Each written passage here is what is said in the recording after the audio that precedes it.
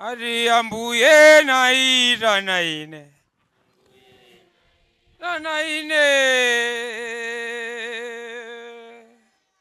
Naira naine tapu mulire kuno.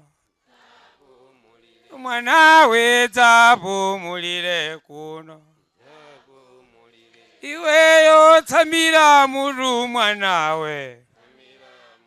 Mwana iwe.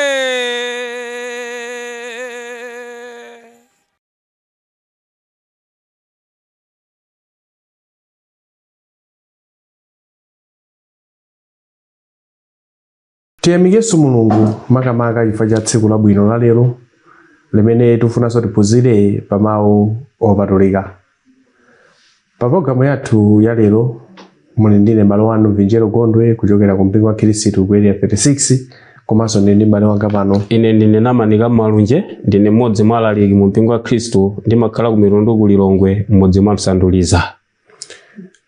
Ambiri amene timatsatira pa programu amene amapezeka pano amene amatipatsira Lilongwe School Biblical Studies komanso mpingo wa Khristu tikudziwa bwino kuti ampingo wa Khristu amaonekhanso ndi msonkhano chaka ndi chaka ku Mitundu. Chaka chinonso ulipo umene uyambe pa 14, pa 15, pa 16 August. Mwina mukhoza kufunanso zakhala nawo pa msonkhano umenewu mukhoza kutiyimbira nambala imene tiperekenso pa mapeto pa programu yathu. Komanso Lilongwe School Biblical Studies akutidziwitsa zakuti tsopano pano atsegula mwayi kwa iwo amene angafune kudzaphunzira nawo baibulo mu chaka cha 2027 komanso 2028. Lilongwe School Biblical Studies ndi skulu ya mpingo wa Khristu imene amaphunzitsa baibulo kwa zaka ziwiri mwaulere. Kotero mwina alipo ina amene ali mu mpingo wa Khristu amene angafune kudzaphunzira baibulo kwa zaka ziwiri mwaulere kuyambira chaka cha 2027. Tunena za chaka cha 2027 kwa chonero kuti nthawi zina mwina anthu amadzamvera nthawi ine. Oh yeah. Ndikumadzata mwina basi ndi nawa chaka cha oh yeah. Koma ndi msonkhano uli chaka chino cha 2026 mu August pamene maphunziro amene tikukamba pano akudzayamba mu January 2027 mpaka kumalizika 2028. Amafunika munthu wampingo wa Khristu akhale wamuna otali pa banja kapena ayi komanso akhale ndi certificate yake ya form 4. Mwina alipo kumpingo kwanu pamapero nambala imeneyo mukhoza kugwiritsa ntchito kuti mutiuza tithe kufotokozerana zambiri zokhudza skulu imeneyi.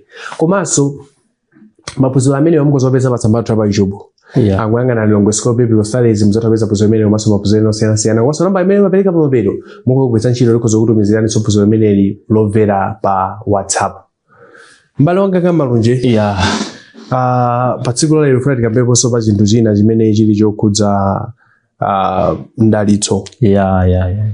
Pafupifupi wina aliyense pa dziko lapansi pano amafuna atadalitsika ndithu ndi Mulungu. Koma mwina angutheka nthawi zina anthu amadzifunsa mafunso ndingachite chani? Nditani kwenikweni ineyo kuti mwina ndidalitsike? Mwina tisanafike kumeneko tikakamba za mdalitso ndi chani? Zikomo kwambiri. Tikamakamba zokhudza mdalitso kapena kuti madalitso ndi zinthu zabwino zimene Mulungu amapereka pakati pa anthu pa dziko lapansi pano. Zimenezo Mulungu amazipereka maka pofuna kuti zitithandize kuyendetsa moyo wathu komanso ndi zimenenso zimatithandizira kuti tikakwaniritsenso zina mwa malamulo a Mulungu. Zimene zimaperekedwa ndi Mulungu pakati pathu zimenezo ndizo zimatchedwa mdalitso kapena madalitso. Nthawi zina Mulungu amatidalitsa makamaka pokhudzana ndi ana amene amabwera m'banja mwathu. Ana ndi mdalitso umene umachokera pa zipatso za thupi lathu monga mmene adalembera Davide m'buku la Masalimu. Pa buku limene la Masalimu 127 Mulungu adationetsapo kuti mdalitso ni chani.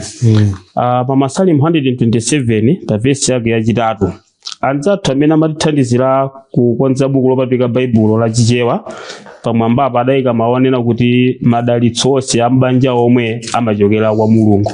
Pa verse yachitatu akuti taonani ana ndiwo cholandira cha kwa Yehova. Choncho ana ndi chimodzi mwa mdalitso umene Mulungu amapereka pakati pathu. Komanso tikaona nthawi zina Mulungu amatidalitsa chifukwa cha zoweta. tili ndi chitsanzo m'baibulo lathu zokhudza Yobu adadalitsika ndi zinthu zokhudza zoweta. Moti nthawi inake Mulungu pamene ankanyadira zokhudzana ndi Yobu, pa nthawi imene ankamunyadira kuti anali munthu wangwiro pa Mulungu pamene ankhala m'dziko lapansi, Satana adanenapo pa Yobu chapter 1 verse 9 kuti ine magazi anga onena kuti Yobuja amakuopa amakupembedza chifukwa mudamudalitsa. Ndiye kuti akamati Mulungu anadalitsa Yobu adamudalitsa ndi zinthu zoweta. Choncho nthawi zina Mulungunso amatidalitsa ndi zinthu zimene timalima. Choncho mu nthawi yoti yawana nthawi yokolola zimene timapeza zija ndi zimodzi mwa madalitso amene Mulungu amatipatsa ife anthu. Choncho mdalitso ndi zimene Mulungu amapereka kwa ife zotithandizira kuyendetsa moyo wathu, komanso zimene timazigwiritsa ntchito maka pofuna kuchita chifuniro cha Mulungu. Zimenezo ndizo zimene zimatchedwa kuti mdalitso. Choncho mukafunsa kuti mdalitso ndi chani? Mdalitso ndi zinthu zabwino zimene Mulungu amatipatsa kuti ife tikhale nazo. Okay. Kwambiri pali zinthu zina zimene mwina nthawi zina amakapapozana. Zimene nthawi zina mwina anthu amazipeputsa. Ine ndi Mulungu ine Mulungu ndiye abodza samandidalitsa kumali ndi ana. Mufuna dalitso la mtundu wanji akulu inu. Nthawi zina kusoveza. Komanso nthawi zina mwina munthu amafuna kukhala ndi chidwi kunena kuti mwina Mulungu akudalitse zimafunika kutani, zimafunika kuti zitani. Zikomo kwambiri. Kuti Mulungu akudalitse zimayenera kuti iweyo uzichitapo kanthu. Popanda kuchitapo kanthu ndiye kuti sungathe kuyitanitsa madalitso chokera kwa Mulungu. N'chifukwa chake Mulungu podziwa kuti madalitso ake amayenera kuti adalitse pogwiritsa ntchito zimene munthu akuchita, samagwirizana ndi munthu waulesi. Buku lopatulika Baibulo timapezamo ndithu chifuniro cha Mulungu kuti ndiwokana munthu waulesi, koma amafuna munthu azigwira ntchito. Tili ndi lamulo la chindunji limene pa Roma chapter 12 verse yake 11 Paulo walangiza Akhristu aku Roma kunena kuti musakhale aulesi. Mawu aonena kuti musakhale aulesi afuna kuwalimbikitsa anthu kuti afunika akhale anthu ogwira ntchito. Komanso Mulungu anaphunzitsa mu njira imeneyi mu nthawi imene Solomo ankalemba buku la Miyambo. Tikaona pa buku ili la Miyambo chapter 6, pa Miyambo chapter 6 mu verse yake ya 6 kulekeza verse yake ya 8 akunena kuti pita kunyelele waulesiwe, penya njira zawo nuchenjere, zilibe mfumu ngakhale kapitawo ngakhale mkulu. Verse 8 koma zitengeratu zakudya zawo m'malimwe nizituta zinthu zawo m'masika.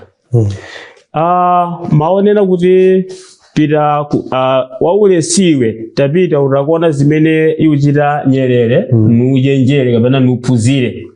Aunena kuti nyerere zimene mapanga ikafika nthawi yoti mvula yatha ndiye kuti yafika nthawi ya dzuwa, ntchito yayikulu imene nyerere imagwira ndi umatuta zakudya ukazika kudzenje, umatuta zakudya ukayika kudzenje. Akuti nyerere imachita zimenezo pokonzekera kuti ikadzakwana nthawi ya mvula nyerere idzakhala ili pa chiopsezo kuyenda kwambiri pa mtunda pokana kukololedwa ndi madzi. Ndiye kuti masiku ochuluka nyerere ija izikakhala ili kuti ili kudzenje. Ndiye tsopano pokonzekera kuti poti nthawi zambiri ikakhala ili kudzenje nangati zikadya chani, ndiye chifukwa mvula ikangoti yatha ndiye kuti nthawi yonse nyerere imafunika itengere zakudya zake kukayika kuti ndiye tsopano Solomo akuphunzitsa munthu kuti nthawi zambiri zimene imachita nyerere kanthu kochepa kwambiri koma yukachita zinthu zimene zimaposa nthawi zina munthu. Ndiye chifukwa chake akunena kuti waulesiwe tanyamuka koni zichita nyerere nukaphunzire, ilibe mfumu ilibe kapitawo ilibe mkulu, koma zimene imapanga iutengeratu zakudya zake ukayika m'malimwe. Choncho Mulungu samagwirizana ndi munthu waulesi koma amagwirizana ndi munthu okuchitapo kena kake. Cholinga chake nchonena kuti Mulungu akafuna kumdalitsa adzadzere ku zinthu zimene atani zija achita zija. Tikaonanso pa buku ili la Masalimo 104, pa buku la Masalimo 104 verse yake ya 14 akunena kuti ameletsa msipu ziudye ng'ombe ndi zitsamba achite nazo munthu natulutse chakudya chochokera m'nthaka. Tsono ngati Mulungu amatulutsa chakudya chochokera m'nthaka, ndiye kuti kutanthauza kuti ngati munthu satenga mbewu nukayibzala m'nthaka, ndiye kuti Mulungu sangameletse. Amenera kuti ameletse pokhapokha ngati munthu atenga mbewu nukabzala. Choncho zonsezi zikutiphunzitsa kuti Mulungu akafuna kukudalitsa ndiye kuti zimatengera kuti iweyo uchitepo kanthu. Popanda uchitapo kanthu, Mulungu amasowa njira yodzera pofuna kukudalitsa. N'chifukwa chake tionaponso chitsanzo chabwino pa 1 Mafumu chapter 17 tiyamba kuwerenga verse yake ya 8 tilekeza verse yake ya 14. Pamene pali nkhani ina akenso yabwino yoti tikuphunzirapo pa mfundo imeneyi. Pa verse yake ya 8, ndipo mawu a Yehova anadza kwa iye nati, nyamuka pita ku Zarefati wa ku Zidoni, nukhale kumeneko. Taona ndalamulira mkazi wamasiye wa kumeneko akudyetse. Tsono iye ananyamuka nanka ku Zarefati nafika ku chipata cha mudzi, ndipo taona mkazi wamasiye anali kutola nkhuni. Ndipo iye anamuyitana nati, unditengere madzi pang'ono m'chikho ndimwe. Ndipo mmene anali nkumuka kukatenga, iye anamuyitananso nati, unditengerekonso kanthongo kamkate m'dzanja lako. Nati iye, pali Yehova Mulungu wako ndilibe mkate, koma kaufa m'dzanja limodzi kali m'mbiya, ndi mafuta pang'ono m'supa. Ndipo taona ndili kutola nkhuni ziwiri kuti ndikadziphikire ndekha ndi mwana wanga tidye tife. Ndipo Eliya anati kwa iye, usachita mantha, kachite monga umo wanenamo, koma thanga wandiwotcherako kamkate nubwere nako kwa ine, ndipo utatero udziphikire wekha ndi mwana wako. Popeza atero Yehova Mulungu wa Israeli, mbiya ya ufa sidzatha, ndipo nsupa ya mafuta sidzachepa, kufikira tsiku lakugwetsa mvula Yehova pa dziko lapansi. Makamaka atawerenganso buku ili pofuna unena ndithu kuti Mulungu akafuna kudalitsa ayembekezera kuti iweyo uchitepo kanthu. Ndiye Mulungu akumuza mneneri uyu kuti tapita dera lakuti kumene kukapeza mayi wamasiye, ndalamulira kuti iye akakudyetse. Ndiye akuti atakampeza mayi uja, ndiye atakampeza lotola nkhuni. Ndiye mneneri wa Mulungu akunena kuti, mayi iwe takatunga madzi undipatse ndimwe. Ndiye mayi uja ananyamuka ulendo pita akatunge madzi kuti mneneri amwe. Koma tsopano alupita mayi, ndiye mneneri adadzonjetsanso kuti ukanotchereko kamkate ndidye. Ndiye mayi uja amadzamuyankha mneneri, pepa pali Mulungu wako. Choti ndikhoza kukupatsa palibe, chifukwa ufaka kamene ndinako mkam'manjamu kamene kali m'mbiya. Kotero kuti nutola nkhuni ziwiri kuti tikadziphikire kamkate ine ndi mwanayi, kuti tikakadya tikakaphika tidye tife. Mawu awa amanenera kuti kaufa kameneko kanali komaliza, kotero akangophika nkudya kulibenso chiyembekezo china chilichonse. Chifukwa amene kuti kangotsala kam'manjamu konguti tiphike mwanayi tikadya tife. Ndiye mneneri amanena kuti ayi tapita ukachite zimene unenazo zimene nakuuzazi, usachite mantha, chifukwa Yehova wanena kuti ndiye kuti mbiya imene uchotsemo kaufayi ukandiphikira mkate ndidye, Yehova walumbirira kuti mbiya imene ufa sudzatha mpaka na njala itatha mvula itabwera. Ndipo zimenezo Baibulo litsimikiza kuti mayi adachita zimenezo. Kotero kuti Mulungu anadalitsa mbiyayo, kotero kuti sidathe kufa mpaka na mvula idadzagwa. Ndiye kuti mayi uyu adakakamizidwa kuti achitepo kenakake mcholinga choti Mulungu amudalitse. Ndiye kuti Mulungu akafuna kutidalitsa amembekezera ndithu kuti ife tichirepo kanthu. Ngati sitichirepo kanthu ndiye kuti dalitso la Mulungu lisowa podzera makamaka kuti lilifikire. Ya choncho mukafunsa kuti kodi mdalitso kuti ubwere zimatengeranso kuti munthu uchirepo kanthu kena. Pautengera limene buku lopati kwa Bible likuonetsa nankho kuti zofunika ndithu.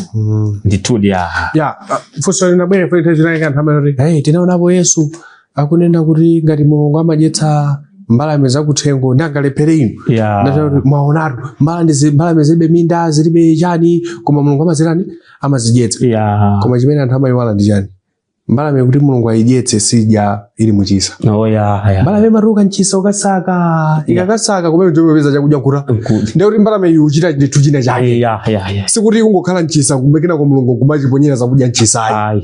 Ndiye zoona Mulungu amadyetsa mbalame zilibe minda koma zimakarani ndithu zimakasaka.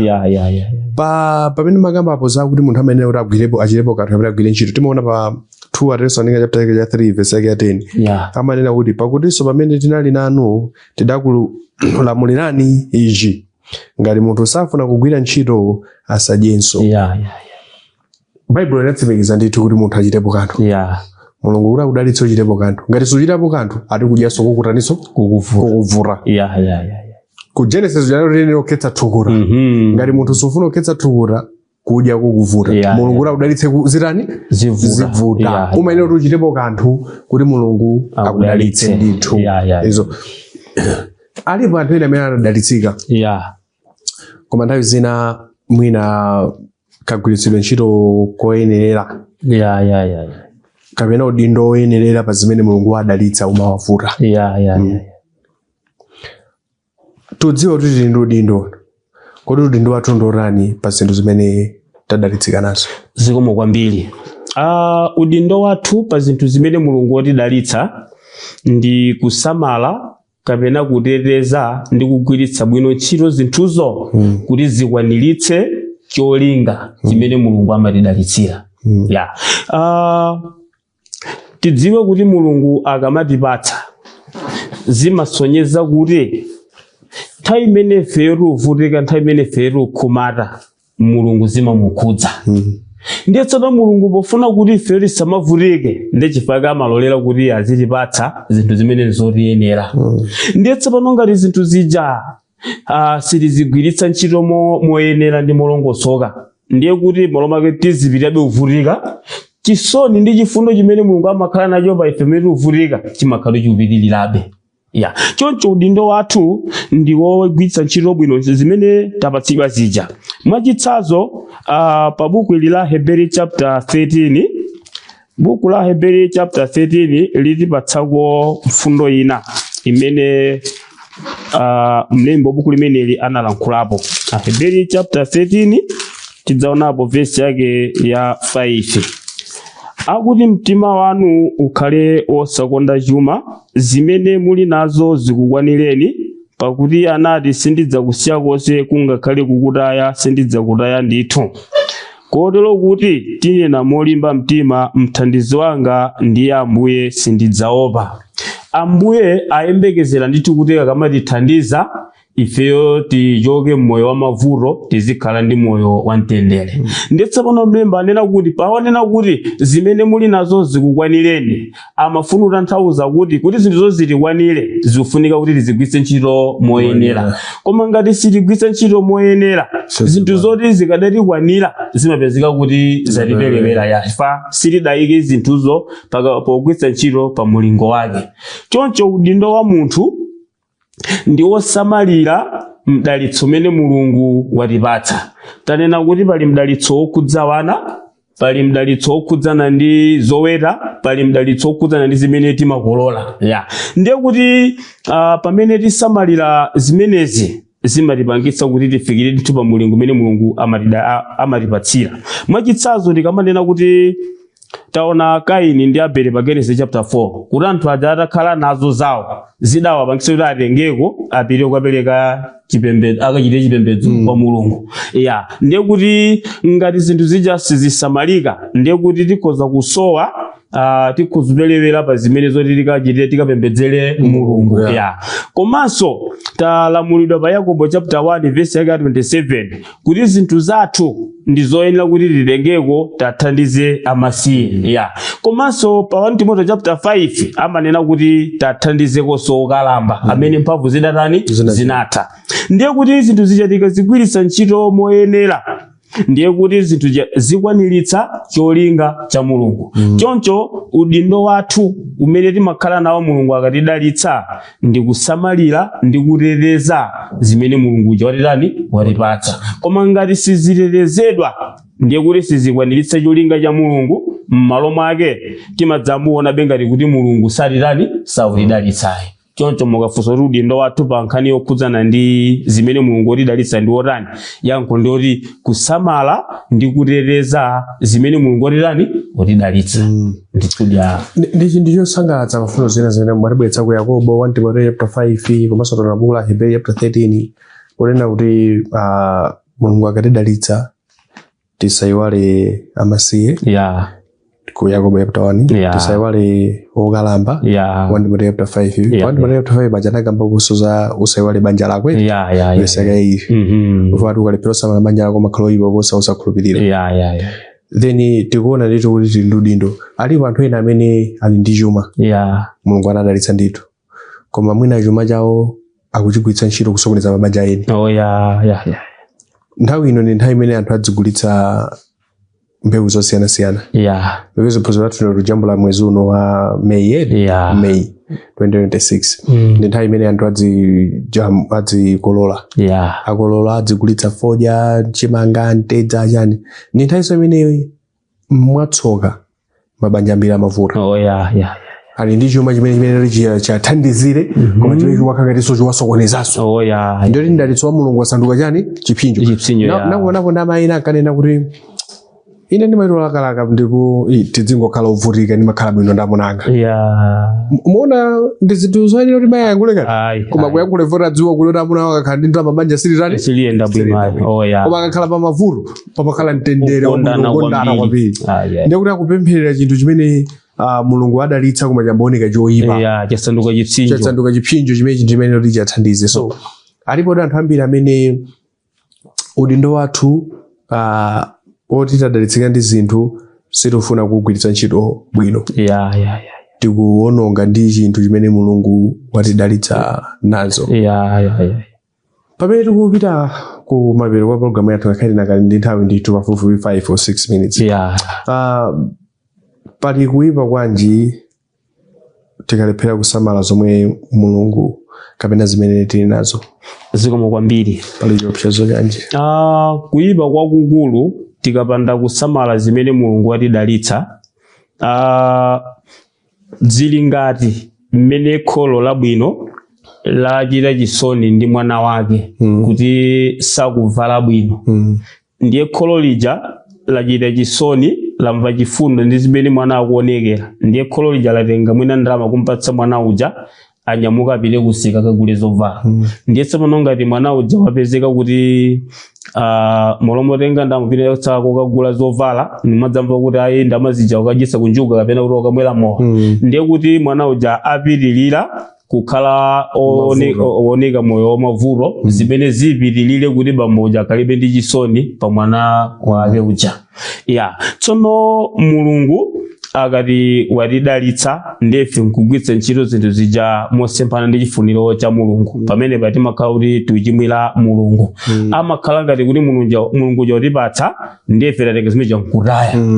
Ndiye tsopano n'chifukwa chake munadzakambapo pa 1 Timothy chapter 5 tinakamba zoti mdalitso wathu umakhudza ana, umakhudza zoweta, umakhudza zimene takolola.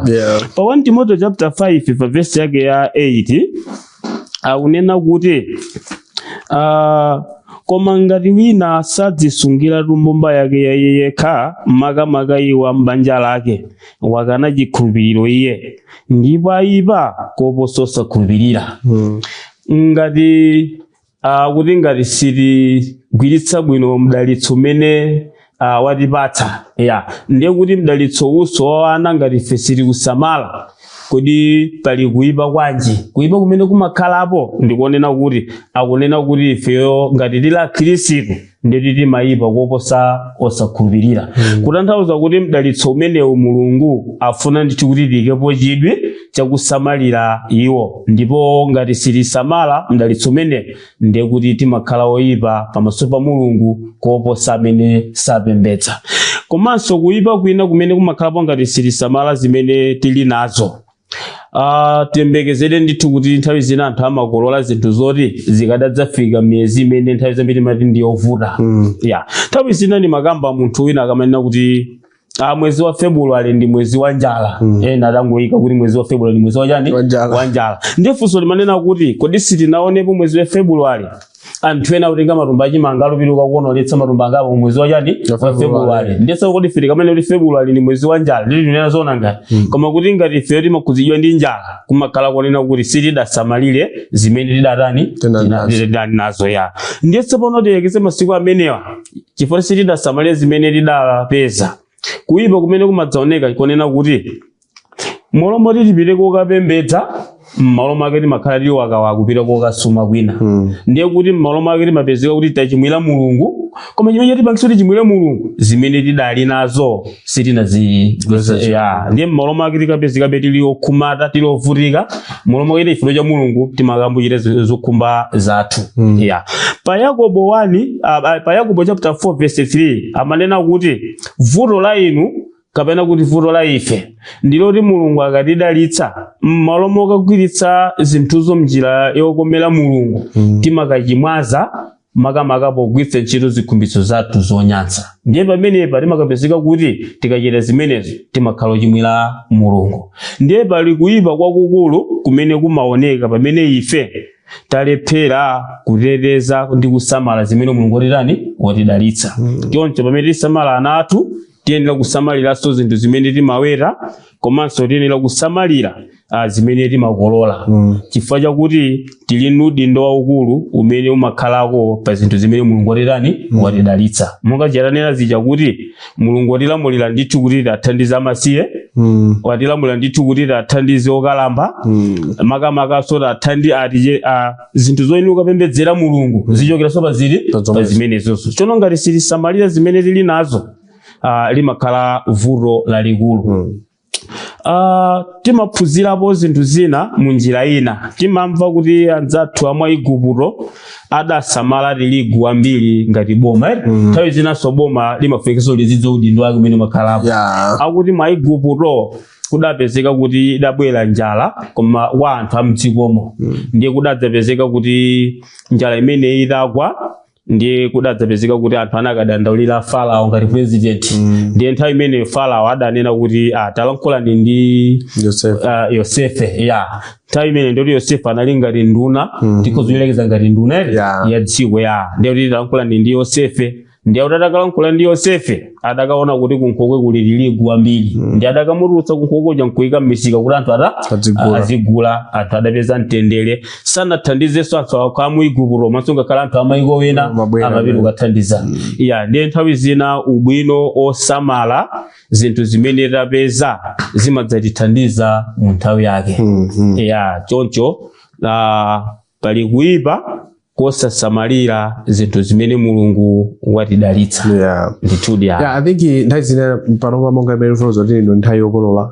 Pambiri mwina chaka chino akolola ndithu chimanga, kantedza, soya, kutengera ndi mmene vulo inagwiranso madera osiyanasiyana. Koma nthawi zina chimene chimavuta kwambiri nchonena kuti anthu zinthu za Mulungu sitizika patsogolo makayizatu. Wapeza kuti Sande tsiku la Sabata timene kuti pazakolola zathu tengepo chopereka ukapereka. Situperekaso.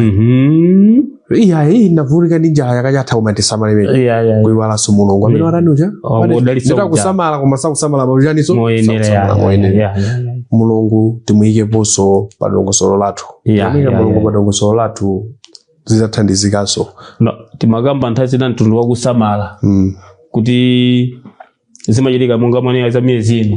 Mapeza limina khomo la thunthu aphika mtsuko wa maungu tofulo ija ndiye aphika so insima ndiye kuti akadya maungu aja akula ndi sima changonyema ko pang'ono yambiri jaba biruka raya mulomo akadakhaura adasova bwino akanonera kuti maungu akwanira ndiye sima iri kudya madzulo ake ya ndiye akadachita morero koma anthu samatero panopo mungati muone ndi nthawi imene somwina ma business amatiro mu amakula kwambiri panopa amangokata pako kamtedza ukagulitsa ukamwatira kata pako chikuti babwera matemu akamukuzokweza somba zachimanga okachitapa pali ena amakhala ndi mwayi okolola koma sanaphunzire kusamala panali anthu ena amene okolola kumavuto koma adaphunzira kwambiri kusamala nali banja lino lake lokolola ngolo ziwiri banja lino okolola ngolo 4 okolola ngolo 4 amaseka yawo amene akolola ngolo ziwiri athayi okolola ichi koma osadzulira oli ngolo ziwiri adaphunzira kusamala pamene odangudziwa okolola umusamala ali makopezeka kuti February amene akwana ndi njala wangolo 4 ongolo ziwiri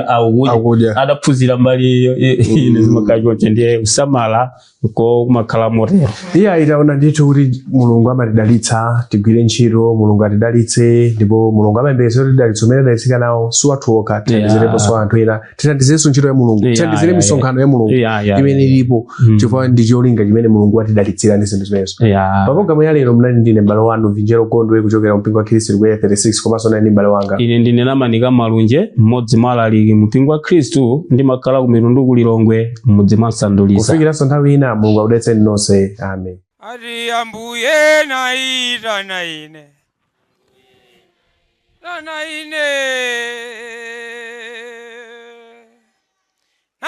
naine dzapumulire kuno mwanawe dzapumulire kuno iweyo tsamira mutu mwanawe mwana iwe